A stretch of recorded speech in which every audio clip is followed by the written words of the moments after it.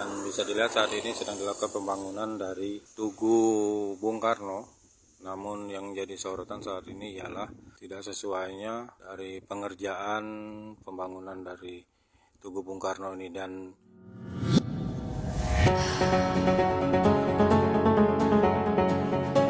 patung Bung Karno yang sedang dibangun di kawasan Bung Karno Sports Center di Jalan Lintas Kecamatan Banyu Asin 3, Sumatera Selatan menjadi perbincangan publik. Sebab wajah Bung Karno terlihat jauh berbeda dari patung Bung Karno lainnya. Patung Bapak Proklamator Indonesia ini terkesan dibuat asal-asalan. Dari bentuk wajah Bung Karno yang dibuat sangat tembem. Padahal dari patung-patung yang sudah ada, wajah Bung Karno terlihat kurus dan berwibawa. Tak hanya dari sisi wajah, baju yang dikenakan sang proklamator ini juga terlihat besar, sehingga tubuh Bung Karno pun juga terlihat gemuk.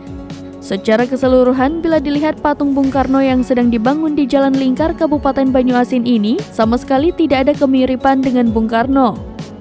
Sedangkan Kadis PUTR Ardi Arpani ketika dikonfirmasi terkait adanya perbedaan Tugu Bung Karno yang sedang dibangun, pihaknya sudah mengecek langsung ke lokasi terkait pembangunan Tugu Bung Karno di Bung Karno Sports Center Banyuasin.